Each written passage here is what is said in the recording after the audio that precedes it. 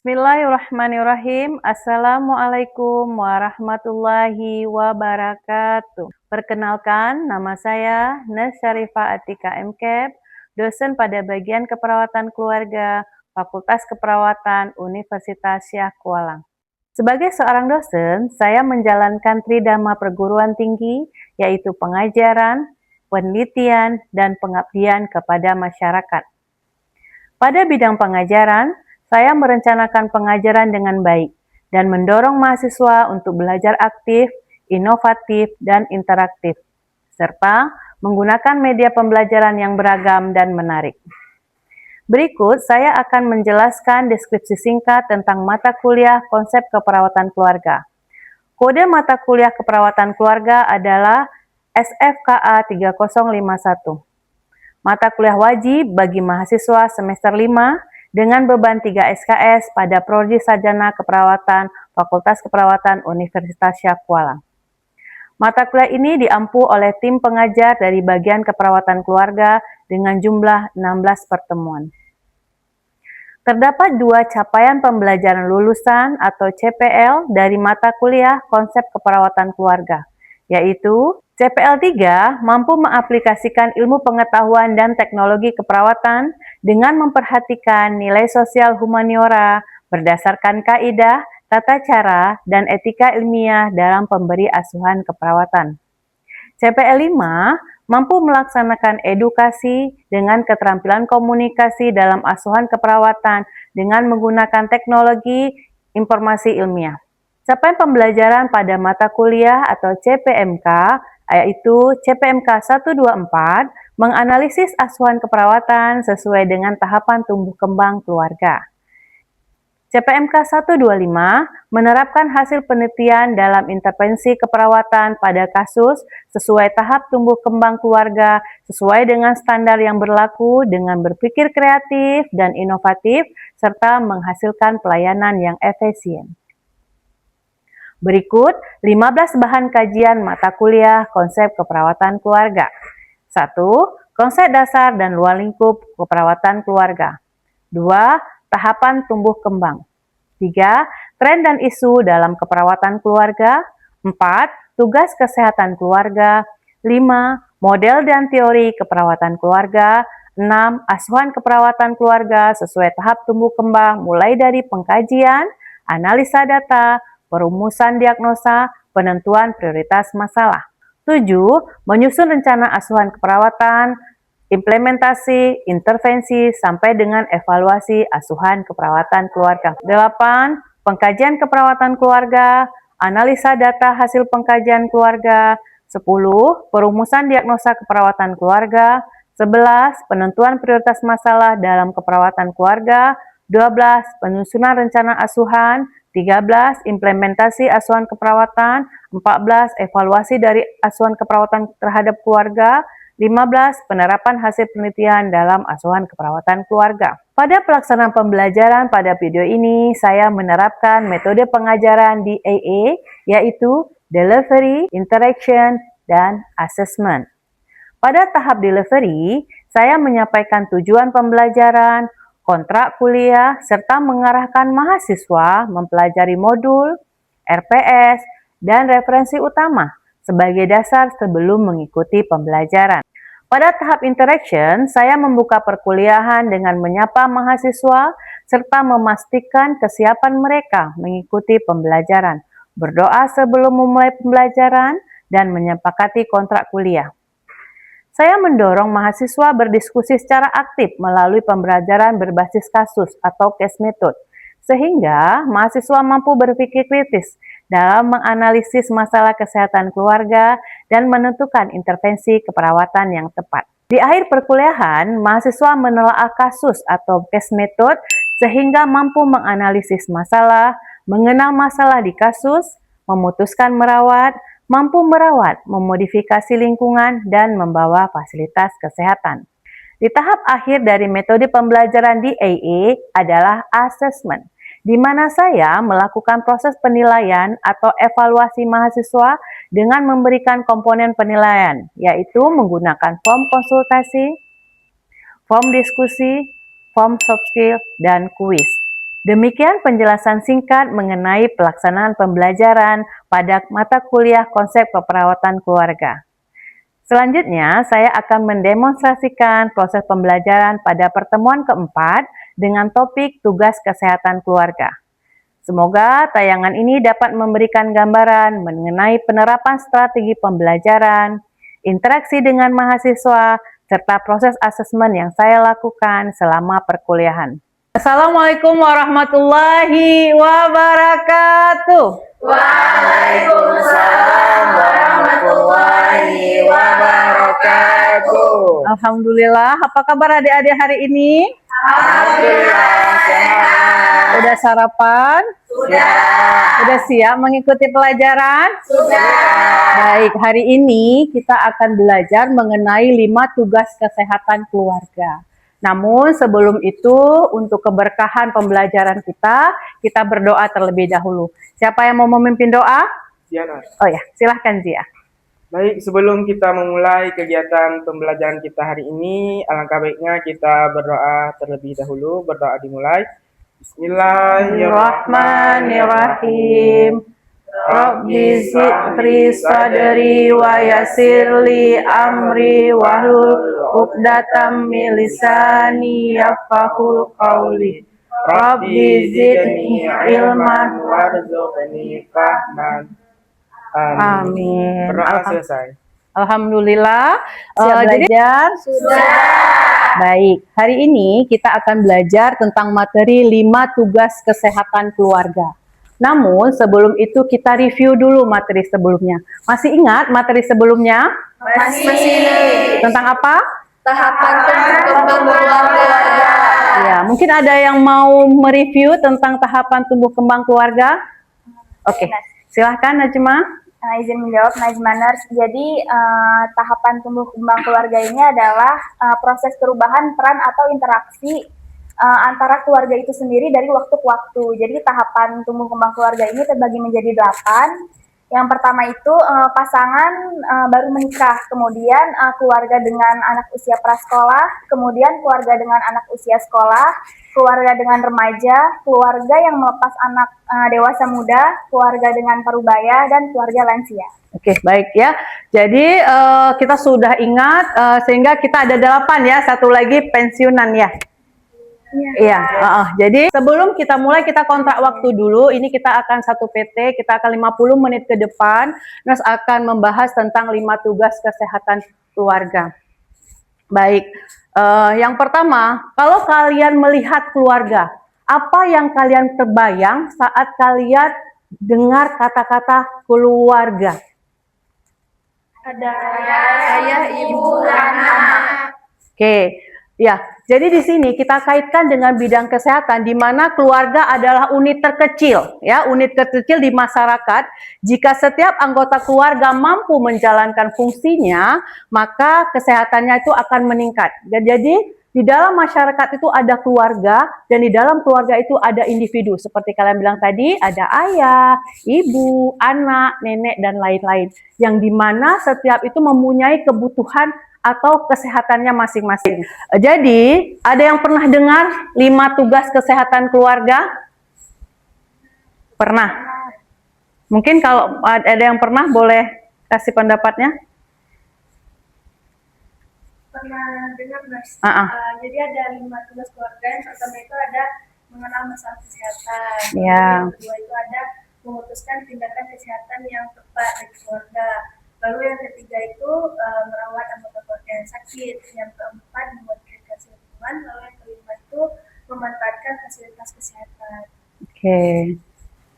Oke, bagus ya. Jadi ada 5 tugas. Yang pertama adalah mengenal gangguan perkembangan kesehatan setiap anggota keluarga, atau lebih singkatnya mengenal masalah ya di anggota keluarga.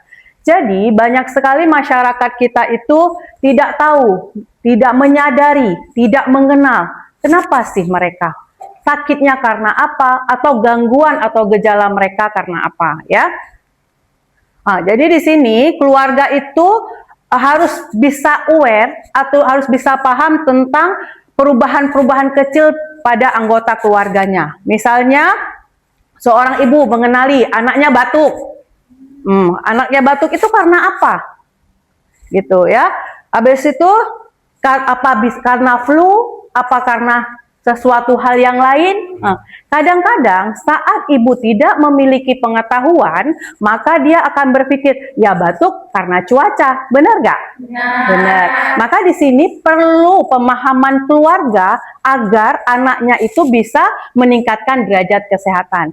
Kalau ibu tidak mengenal tentang masalah kesehatan, maka dia akan berpikir anaknya sakit cuman karena cuaca. Padahal bisa kita melihat, bisa saja karena adanya infeksi, bisa saja karena adanya hal-hal lain. Gitu. Selanjutnya adalah nomor 2, mengambil keputusan untuk tindakan kesehatan yang tepat. Saat sebuah keluarga sudah mengenal masalahnya, maka keluarga itu harus mampu untuk memutuskan tindakan apa yang tepat. Misalnya tadi batuk flu. Apa yang bisa keluarga buat agar mereka itu mampu untuk mengatasi, misalnya uap dengan aroma herbal misalnya, atau dengan yang lain. Nomor 2 adalah mengambil keputusan untuk tindakan kesehatan yang tepat. Jadi di sini perawat harus mengajarkan keluarga untuk bisa mampu memutuskan tindakan kesehatan yang tepat. Misalnya anggota keluarga yang sakit, tadi seperti contohnya flu, misalnya diare, atau misalnya keluarga dengan gangguan masalah pusing, kaku kuduk, dan lain-lain. Misalnya diare. Kalau diare, tadi misal keluarga diajarkan bagaimana misalnya membuat oralit. Misalnya diare malam-malam. Maka keluarga harus siap ini, harus bisa untuk bagaimana putuskannya harus segera dirawat. Dan bisa juga dibawa ke fasilitas kesehatan. Oke. Tugas kedua tadi memutuskan. Ada tahu contoh lain dalam kehidupan sehari-hari kira-kira seperti apa? Ya, baik. Silahkan Naswa. Contohnya kayaknya dalam kehidupan sehari-hari itu misalkan ada anaknya dan keluarga itu ada anaknya yang lagi demam, kesehatan. Maka keluarga itu sudah mengambil tindakan, yaitu dan memberikan obat dan juga sudah melakukan perawatan kepada anaknya. Tapi nggak kunjung turun nih demamnya. Maka keluarga juga bisa ambil tindakan lain, bawa ke komunitas kesehatan terdekat ataupun komunitas kesehatan yang lebih. Oke, bagus sekali jawaban Naswa ya. Tepuk tangan untuk Naswa. Oke, baik. Selanjutnya adalah tugas ketiga. Memberi perawatan kepada anggota keluarga yang sakit. Bagaimana dia?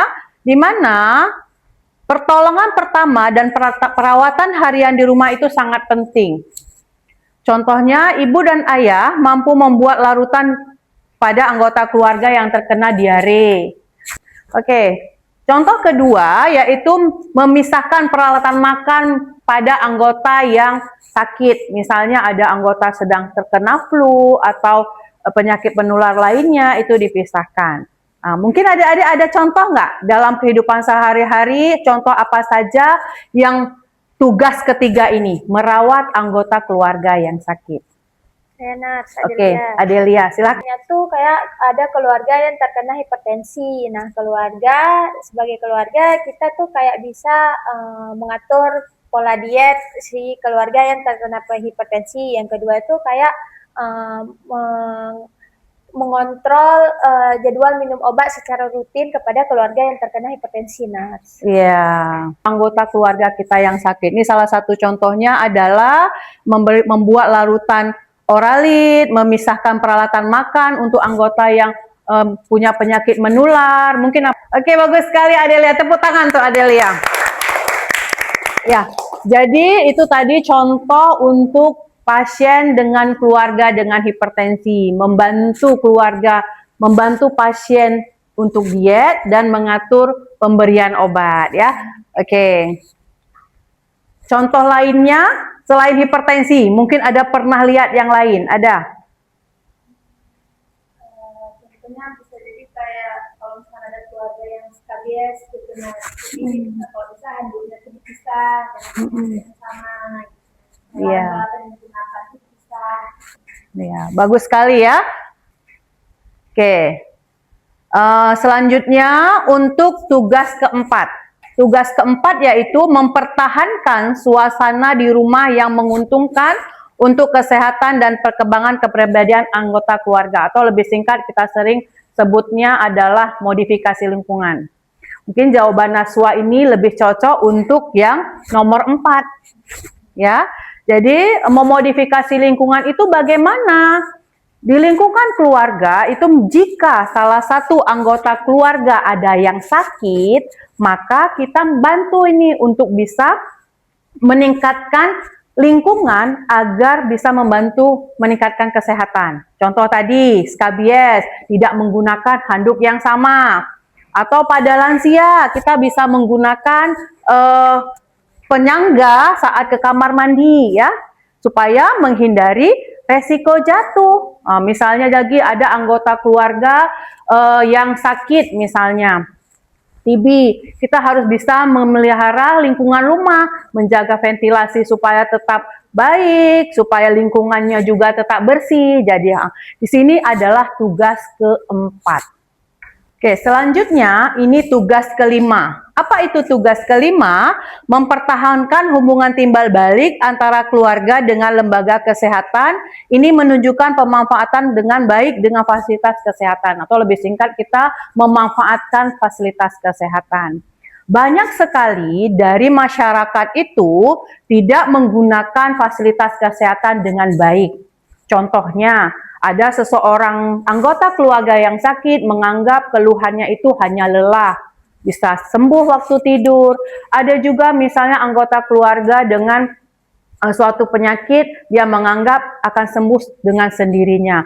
Atau layanan kesehatannya terlalu jauh, sehingga dia tidak mau pergi ke layanan kesehatan. Atau lagi ada mitos-mitos atau ada pemikiran-pemikiran menggunakan misalnya obat-obat lain, atau mungkin kalian pernah dengar nggak hal-hal yang misalnya disembuhkan dengan pergi ke Dukun. ya, kemana lagi ya. Jadi banyak sekali masyarakat kita yang belum menggunakan fasilitas kesehatan dengan baik. Jadi di sini dari satu tugas pertama sampai tugas kelima itu dia saling berhubungan. Ya, nanti setelah ini kita akan lihat kasus di mana adik-adik bisa menyelesaikan kasus agar bisa memecahkan ini masalah dari kasus ini. Oke, semua sudah dapat kasus yang sudah Nes bagi di awal? Sudah. Oke, jadi di sini ada 2 kasus pemicu yang sudah Nes rancang untuk bisa adik-adik selesaikan berdasarkan 5 tugas kesehatan keluarga tersebut. Jadi nanti kita bagi kelompok kasus 1 ya dan kasus 2. Jadi kita bagi, ini berapa jumlahnya kita? 10 orang, jadi 5 orang kita bagi menjadi untuk penyelesaian kasus. Kira-kira dibaca dulu, ada yang ingin ditanyakan dari kasusnya?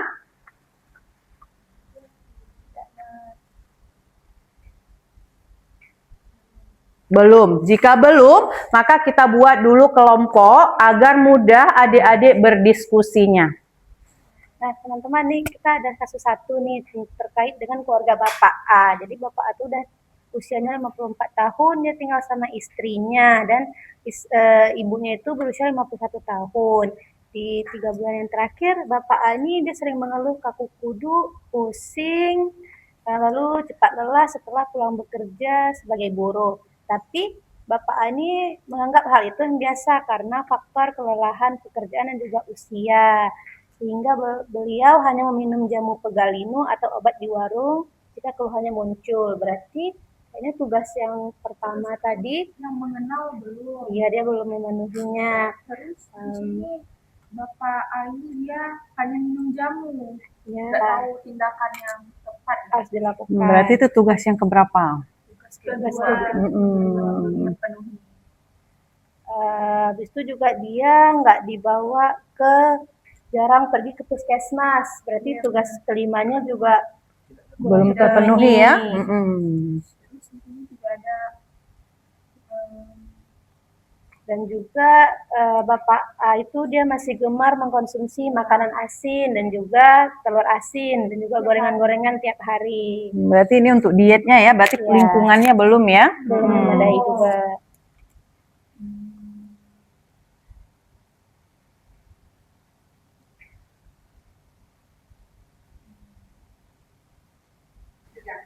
Jadi teman-teman, kesimpulannya keluarga Bapak A ini dia belum mampu memenuhi kelima tugas kesehatan keluarganya, kan? Terkait tadi yang pertama, Bapak A juga belum mengenal masalah yang dialaminya karena dia masih tidak peduli dengan kaku kuduknya, gitu ya kan? Lalu juga beliau itu nggak memutuskan tindakan kesehatan yang tepat, dia malah memberi obat warung ataupun jamu seperti biasa, ya kan? Dan juga terkait dengan merawat anggota keluarga yang sakit, ibunya juga nggak memberikan diet itu kepada bapaknya, tapi masih diberikan makanan telur asin, goreng-gorengan, gitu kan? Jadi belum terpenuhi juga.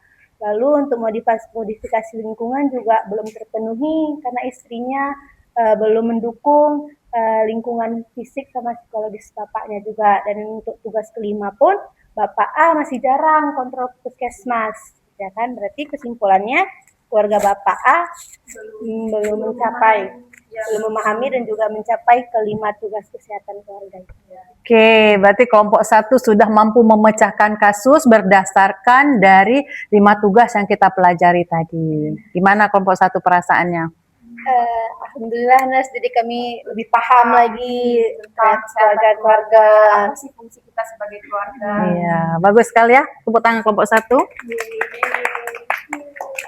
Baik teman-teman, kita kan dapat kasus 2 untuk identifikasi 5 tugas keluarga, 5 tugas kesehatan keluarga. Nah, di sini aku bakalan bacain kasusnya. Yang pertama tuh ada Bapak T, 58 tahun, dia tinggal bersama istrinya. Nah, sejak 6 bulan yang terakhir itu, Bapak T sering mengeluh cepat haus, sering buang air kecil, hingga mengganggu tidurnya nih.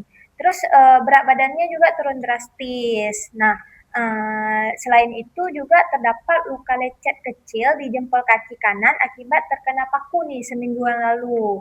Tapi luka tersebut mulai menghitam, berbau serta tidak kunjung kering. Nah, sedangkan Bapak T ini menganggap keluhan tersebut hanyalah tanda penuaan alami dan kelelahan biasa. Jadi luka di kakinya tuh cuma dibersihin dengan air keran dan ditutup plester biasa. Sedangkan istrinya itu dia menyajikan nasi putih porsi besar serta teh manis hangat kesukaan Bapak T tersebut setiap pagi dan sorenya. Nah, pada saat kunjungan mahasiswa itu dia pada saat pengecekan gula darah sewaktunya, ternyata gula darah sewaktu Bapak T itu hasilnya 340 mg, itu termasuk sangat tinggi. Nah, jadi juga di sini keluarga mengaku enggan ke puskesmas karena menganggap penyakit gula hanya bisa disembuhkan dengan ramuan herbal dan takut jika kakinya harus diamputasi. Nah, setelah kita review kasusnya, menurut teman-teman dari kasus tersebut, di 5 tugas kesehatan keluarga nih, apa aja sih yang terdapat di kasus tersebut? Nggak? Mungkin dari teman-teman lainnya. Mungkin untuk tugas pertama dulu, dari 5 tugas pertama, coba adik-adik lihat kasusnya, apakah keluarga Tuan T itu sudah mampu mengenal masalahnya? Belum. Apa ditandai dengan apa? Masih menganggap itu tuh hal yang biasa. Iya. Bukan suatu masalah. Tugas kedua, memutuskan merawat. Belum juga. Belum. Mungkin yang lain, nah. Keluarga nggak ngambil keputusan medis kayak gitu. Nah, saat itu keluarga ngabain gejala-gejalanya gitu. Terus nolak juga buat dibawa ke fasilitas kesehatan. Karena menganggap itu luka biasa ya, hanya dibersihkan dengan air keran ya. Oke, selanjutnya tugas yang merawat. Kalau yang merawat kan di sini tadi kayak di kasus si Bapak T tinggal sama istrinya, tapi istrinya tuh setiap sore kayak kasih makanan porsi besar nasi putih dan juga teh manis. Ya, jadi dietnya itu tidak terkontrol ya, dengan gula darah tinggi, konsumsi makanannya itu berlebih ya. Untuk modifikasi lingkungannya tugas keempat.